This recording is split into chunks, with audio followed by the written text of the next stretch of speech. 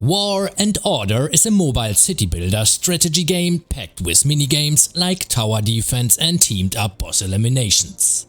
Welcome back to War and Order. In this video I'm going to present my artifact tier list, helping starters to decide which artifact they should be going for. Artifacts are items which can be obtained and upgraded, which then will provide artifact-specific stats boost and skills to your army. The artifact actually needs to fit to your playstyle for making the best use of their troop-specific boosts. To obtain an artifact, 20 artifact fragments need to be collected, which then allows to forge them, and after forging, more fragments can be used to further increase their star level. As also, artifact XP can be used in order to strengthen the boosts they are already providing. Now, the best way to obtain artifact fragments is conjuring. However, some artifact fragments can also be obtained via events and bundles. My tier list is based on information I was able to gather, as also other creator artifact ratings. So I'm going to add some smaller comments on each artifact rating, but won't address all topics just to keep the video lengths enjoyable. Now keep in mind it's possible to equip more than one artifact at the same time. We have 5 slots, so they kinda can be combined. The key is to find all the specific artifacts fitting to your playstyle and occupy all those 5 slots. Alright, let's start with my War and Order artifact tier list. We're gonna go from top to bottom, so to make sure we're not skipping any artifact. Starting with the first item, which is Ganyang Moye. We're going to put this into S tier. The reason, very good starter artifact, is also easy obtainable via specific game events, great for starters before reaching Castle 30 as it's providing strong infantry specific boost if max going for 3 stars. Heading over to Eye of Horus, very mixed stats which are not very useful overall, so this is one of the worst, going into D tier. Boots of Speed. Clicking on ability, selecting this icon. Yeah, this is going into B tier. It's useful for recruitment speed to fasten up training of troops. You get this early on. It's not a bad item, you should make use of it till later you get better ones. But yeah, this one is going into B tier. It's rather for beginners. Recruitment speed, yeah, you need to get some troops. Monster attack speed, also for attacking monsters. This is going into B tier. Next one, Poseidon's Trident. This one is going into C tier. Reason, pay to win niche artifact, providing specifically cross-realm buffs. As you can see, 3-star and 4-star. Cross-realm army size bonus and cross-realm damage to infantry boost. For this specific thing it's not bad, but not everyone is using this. Yeah, as mentioned, is rather a niche.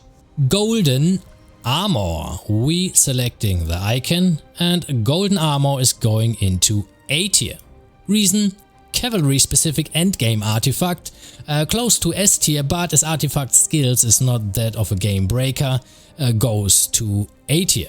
Artifact skills, mentioning this one, reduces the damage of troops that attack your castle by 5%. That's not bad, could be better, so yeah, this one is going into A tier. Angel Sword. This one is going into C tier. Yeah, Angel Sword is giving a nice HP boost, but stars are giving boosts to cavalry and infantry, which not many people are using together in the same match. Artifact skill is so-so, yeah, so this one is going to C tier. Mjolnir, grabbing the icon. Yeah, Mjolnir is going into A tier actually. It's great for mages, works well till mid-game as people use infantry for their front line. Yeah, it's definitely usable, but it's not going into S tier. Next one is a nice one because I cannot pronounce it. Khaled which something. This one is going into A tier. Solid for archer mains. Abilities like attack boost and HP boost are non-troop type specific with exception of the cavalry attack, making this artifact very versatile. So yeah, this one is going into A tier. Laevatein. Wow, beautiful names. Let me grab the icon. Should be this one. Yeah, it is. This one is going to A tier. Reason? Yeah, great overall boost, but can only be obtained via spending. So yeah, it's going to be a solid A tier. It's really not bad, but it's rather for spenders. Excalibur. Beautiful icon is this one. Excalibur is going into B tier. It's good for cavalry attack and army size limit. Unfortunate, it has mixed in infantry attack, so it can be used as additional artifact for a general boost. Yeah, the skill is also so-so. Next one, Apollo's Bow, one of the best artifacts you can get. Grabbing the icon, and this is going into S tier. This one is for Cav Archer main, pretty good. Later on people tend to use cavalry front lines, so higher damage against those are very welcome. Cav plus angel attack on this artifact looks great, just the infantry attack doesn't fit in here, but the artifact skill is pretty good, so this one goes into S tier. And next one, Bryonak. And the Bryonak goes into, yep, S tier. Best mage specific artifact. A great stat boost for mages and superior artifact skill. When attacking lords, use the magic Piercing Gunslinger to attack 6 enemy targets. This is a heavy strike skill, so because also of the abilities, it's going into S tier. GG's. Holy Rope. This icon, and sorry about this, going to C tier. This is very angel specific, so rather a niche artifact.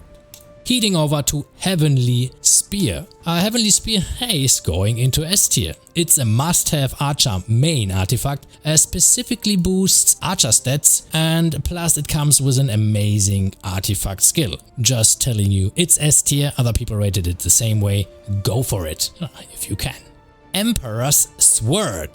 This icon, it's going into B tier. Yeah, rather less useful, can be used for attack against monsters. You see good stat boosts, however you see it's mixed, so infantry and archers mostly not being used together, making this more of a niche against monsters. Athena's Aegis. Looking for the icon, which is this one, and you going into S tier, yo. Great for infantry mage builds versus archers cav build. A great synergy star boost plus extra artifact skill, also nice infantry defense, HP boost, very good. So if you can go for this one, it's going into S tier. Cup of Yum Shit, I think it's Yum Shit, yeah. The name is very appropriate because we're putting this into D tier.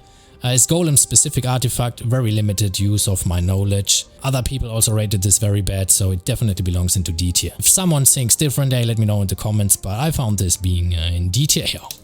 Heading over to the purple ones. So this all was legendary, now we're coming to the epic ones. Feather Dress, selecting the icon, and a Feather Dress is going to B tier.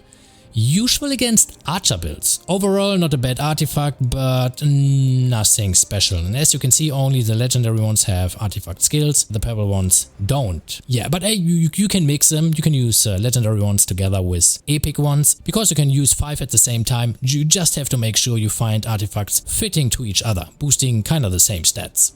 Necronomicon, this one, throwing this icon in D tier. It's golem specific, rather a niche artifact. I also checked other creators rating this, and it went into D or C. I'm going to put this into D tier.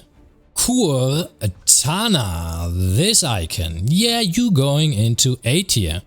For mages, basically a starter artifact before going into the Bryonak. A good boost for mage plus cavalry. Heading over to Draupnir, and we can make this fast, straight going into D tier. And not worth to mention. I mean, you can talk about it, just trust my word, it goes to D tier. Don't.